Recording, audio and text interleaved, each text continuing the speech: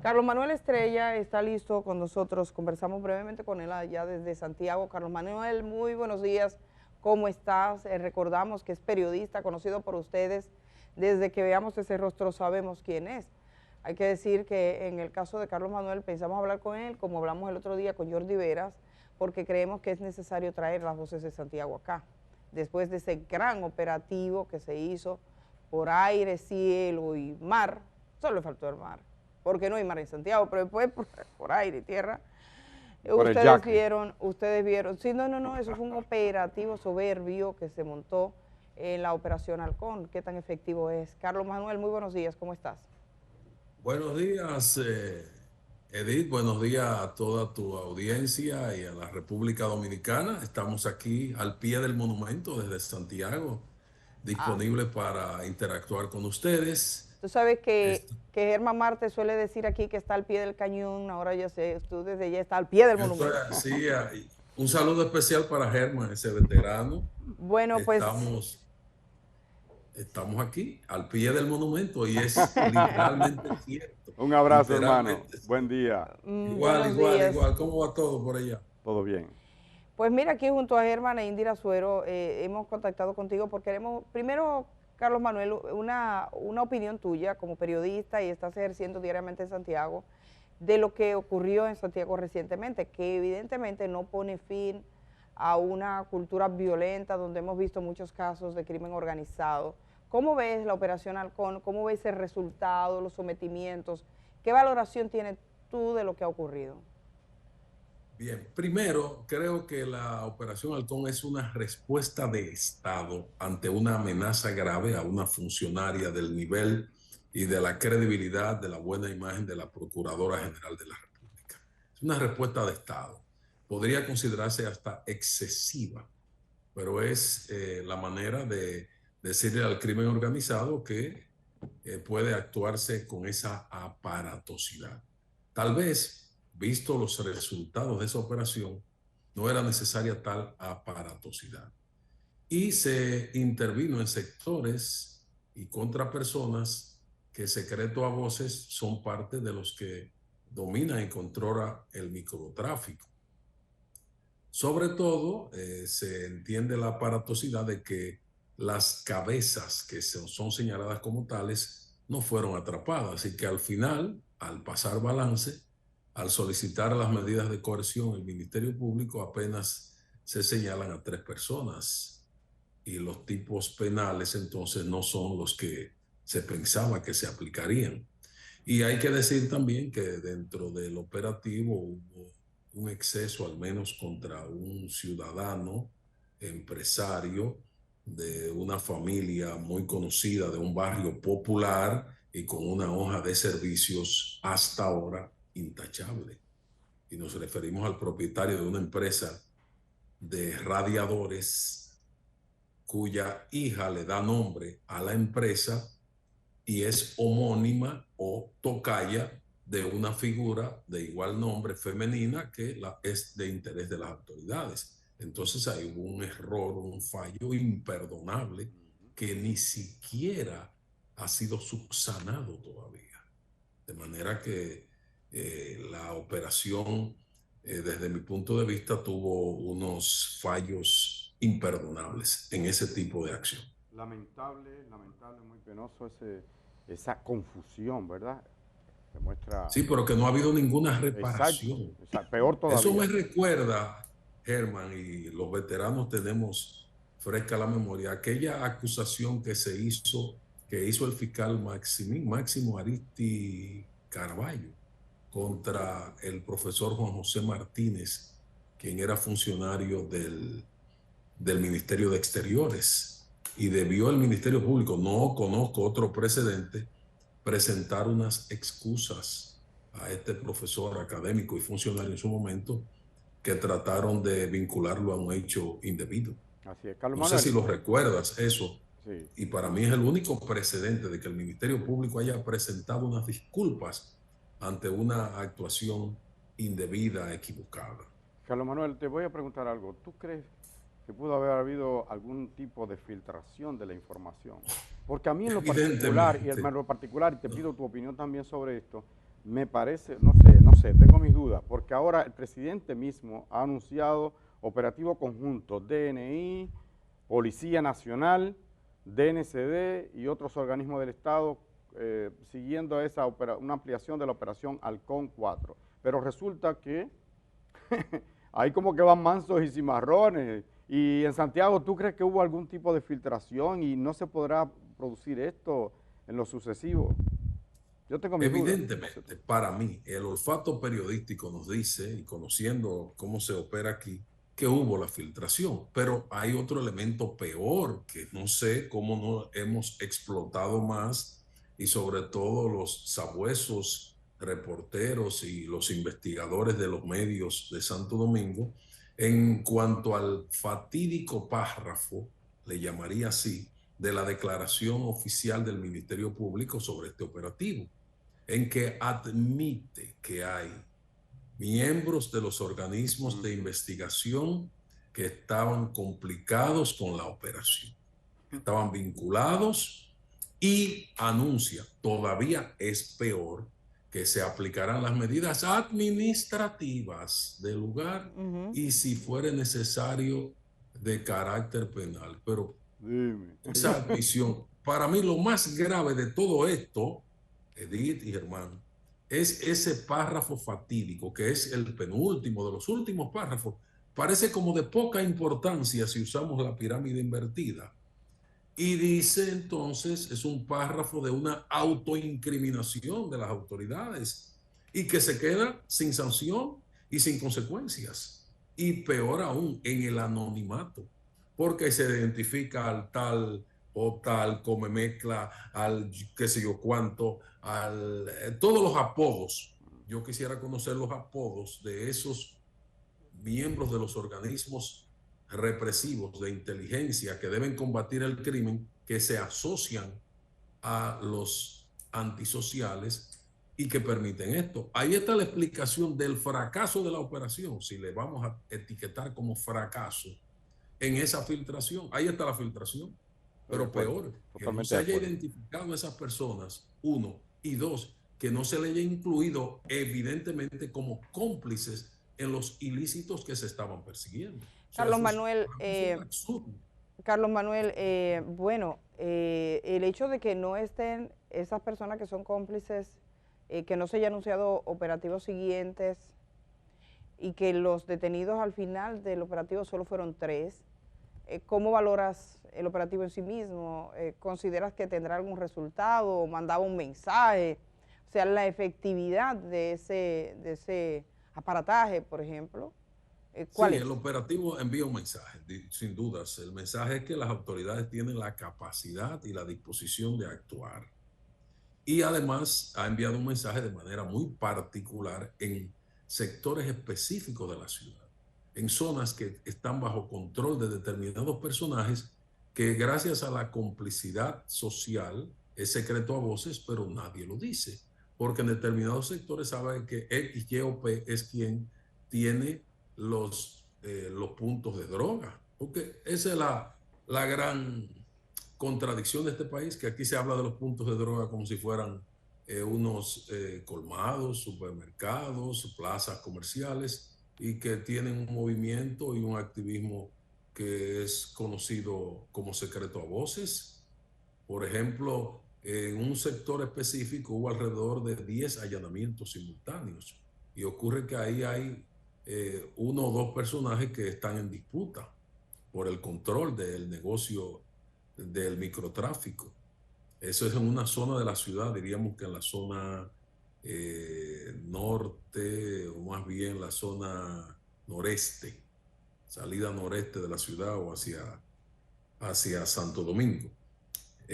Y hay otros sectores en la zona norte, oeste, noroeste, que tradicionalmente han tenido personajes que se conocen, porque aquí tendríamos que hablar en Santiago de algunos personajes conocidos por sus apodos y que terminaron su protagonismo negativo en el negocio del microtráfico y de las bandas. Ha habido vinculación política conocida a propósito de una pre-campaña electoral, en la era del PLD, hubo incidentes que provocaron muertes de personas. Y en el fondo estaba el microtráfico y el control. Hijos de dirigentes políticos ya fallecidos. O sea, aquí es un secreto a voces. Había un personaje muy famoso en la zona que conocemos de el ensanche Espaillat, zona de la zona franca, del sector Cienfuegos, que ahora no me viene a la memoria su apodo, famosísimo, ya fallecido, que era la principal figura. Pero en el lado, del otro lado del puente, vamos a decir, ustedes dirían, del otro lado de Lozama, de aquel lado había otro personaje y unos hermanos apodados con un apodo muy conocido que también se sabía que controlaban el negocio de las drogas y peor aún, en ese sector del otro lado de la ciudad, del lado de Bellavista, diríamos, las Charcas, toda esa zona que tenía la protección de figuras importantes del gobierno en ese momento. Tenían, eran apadrinados. Entonces, en Santiago, afortunadamente, nos conocemos bien y ocurren estos sucesos y ha habido esa complicidad y esa tolerancia. No ha habido la voluntad. Y no solamente en los sectores más populares, porque si existe un alto consumo o demanda es porque hay otros sectores pudientes que son los principales clientes. Y cambiándole el tema rápidamente por un suceso que ayer cumplió un año de haber ocurrido, en uno de los sectores residenciales más exclusivos ocurrió un crimen hace un año y las autoridades no han anunciado, no han dado información, no han dicho absolutamente nada del asesinato del abogado Basilio Guzmán, el que se cumplió un año ayer. Ay, sí. Y tenemos otros casos que pudiéramos buscar así. Entonces, uno se sorprende, no quisiera decirlo, pero hay un manto de impunidad que está arropando muchos hechos en Santiago. Y hay criminalidad de bajo nivel. Ese microtráfico es el tema, yo diría, de los riferos, recordando otros tiempos. Pero aquí no hay que atacar a los riferos, hay que buscar a los que le llamaban aguanteros. A los guanteros, que son los dueños del dinero. Los dueños del negocio, y aquí Santiago hay un crecimiento económico, hay un boom, hay una explosión inmobiliaria extraordinaria. Santiago está en su mejor momento histórico que yo recuerde. ¿Y crees que hay dinero para eso o lo asocias a dinero ilícito que se esté moviendo? Hay participación activa de dinero ilícito. No es explicable que aquí se estén haciendo tantos proyectos inmobiliarios de manera simultánea y que algunas personas tengan esa capacidad económica que tienen que tener una altísima liquidez. Y eso no es de ahora. Carlos Manuel, eso está a nivel nacional. Y yo no quiero denigrar a mi sociedad, porque yo soy un santiaguero de arriba a abajo, aguilucho desde chiquitito, y no quiero de ninguna manera denostar o denigrar mi pueblo, pero no puedo hacer como el avestruz. Carlos, tengo que admitir. Dime. Carlos, Indira Suero por aquí. Usted plantea... La otra Indira. Sí, sí. Sí, porque allá en Santiago tenemos otra Indira ya. Sí. Indira Vázquez.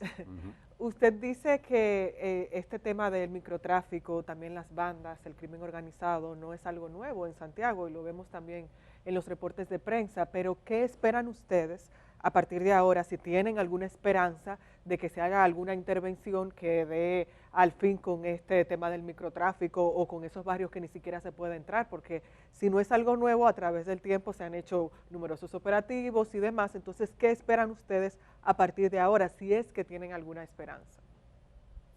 En mi caso particular, yo quisiera que termine la complicidad oficial, porque es que esto no puede darse si no hay una complicidad oficial. Totalmente. Ese es el principal problema. Ahí es que está la clave. No hay entonces la voluntad. Esperamos que ahora que el presidente de la República ha asumido un papel más protagónico y que va a estar dirigiendo o participando cada semana en las reuniones de los organismos de inteligencia y en todo lo que tiene que ver con los planes de seguridad ciudadana, que pueda realizarse en conjunto otras acciones más efectivas.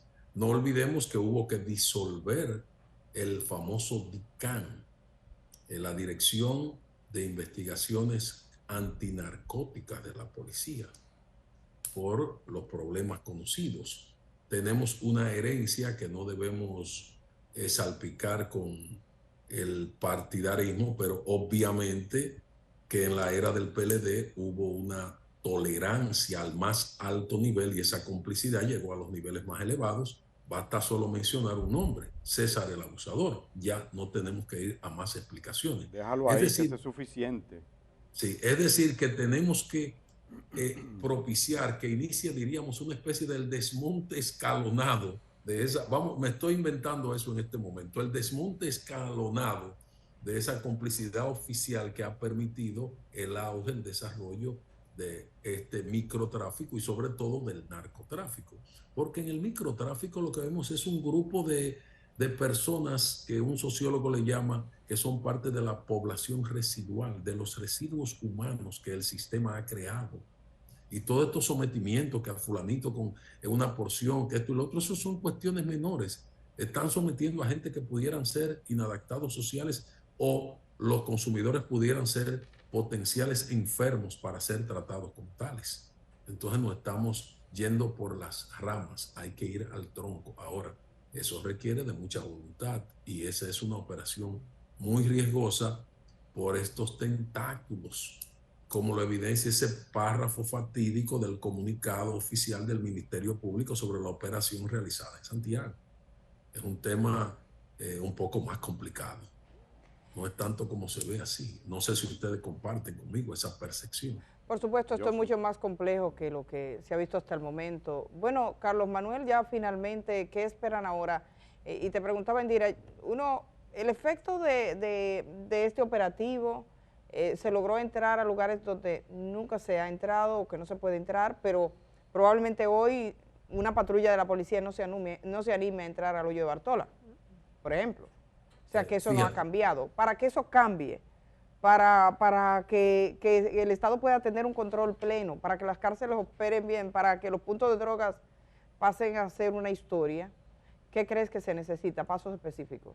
Una labor conjunta, primero la voluntad desde arriba, que parece se tiene, y luego el necesario saneamiento o limpieza o depuración de los depositarios de autoridad que tienen que perseguir el crimen y que son parte de la criminalidad, como se ha establecido. El elemento político partidista no está de lado en este asunto. Recordemos solo, y a mí me gusta hacer mucho referencia del pasado reciente, cómo un grupo de candidatos o de aspirantes políticos logró candidaturas en base al dinero y logró posiciones electivas, algunos buscando la protección de la inmunidad, pero tenemos los ejemplos desgraciados de legisladores que están bajo prisión en Estados Unidos por estos temas. Pero en el Congreso Nacional todavía tenemos mucha gente ahí que está bajo protección, que se ha amparado en el manto de una posición pública que consiguen vía el dinero. Es decir, que las acciones estarían encaminadas a lograr una voluntad política suficiente y además un respaldo ciudadano. Necesitamos quizás un movimiento similar a Marcha Verde, que es el referente más emblemático, que tenga que ver con exigencia a las autoridades, apoyo ciudadano militante para que se puedan realizar estas acciones. Santiago en la historia tiene muchos hechos importantes, icónicos tal vez, o primicias. Aunque sea en el plano negativo, debemos recordar que fue bajo la gestión del entonces Procurador Fiscal de Santiago, que llegó a juez de la Corte Suprema de Justicia ya retirado, Víctor José Castellanos Estrella, que se realizó un operativo extraordinario para entonces para desmantelar una red del narcotráfico que operaba con la novedad de que se estrenaban los sistemas de taxi, de los radiotaxis, y que estos servían para la distribución de la droga. Eso ocurrió en Santiago hace ya algunos años. Bueno. Pero no olvidemos que se han hecho otros operativos, incluyendo a negocios vinculados a la prostitución, etcétera, que sirven de lavanderías, que los hemos tenido, como los hay en otros lugares, pero se ha realizado en Santiago. Ha habido la voluntad para que se haga, y que hemos tenido unos extraordinarios representantes del Ministerio Público que ahora tienen proyección nacional, que han desarrollado grandes jornadas en Santiago. Necesitamos que eso se retome, se refuerce y que podamos dar el ejemplo, porque Santiago es una comunidad laboriosa, es una comunidad de gente emprendedora, vanguardista, que marca tendencias en la República Dominicana. Y queremos quedarnos con esa parte positiva de Santiago, sin olvidar que hay ropa sucia que tenemos que lavarla y que es tiempo precisamente de lavarla para evitar eso de tanto lavado que tenemos en alguna parte de los sectores de esta progresista ciudad. Bueno, Carlos Manuel, muchísimas gracias por estar esta mañana, y ya vamos a ver si en algún momento, cuando pases por la capital, cuando pases por aquí, yo tengo responsabilidades. Los miércoles yo soy un soñador, Quijote, no debo, diríamos, apartarme de que he asumido unas funciones con carácter honorífico y soy de los que sueñan la transformación y profesionalización de la Policía Nacional. Así Como es. nos hemos pasado casi 40 años o más de 40 años criticando a la policía desde los medios de comunicación, ahora yo me quise poner del otro lado para ver qué podemos hacer para esa necesaria, urgente, inaplazable transformación y profesionalización. Uso esas dos palabras. No hablo de reforma, transformación y profesionalización de la Policía Nacional, la que merece la comunidad, la que merece un Estado de Derecho social y democrático, y la que esperamos para poder mantener la convivencia pacífica como un componente dentro de la seguridad ciudadana, no la totalidad.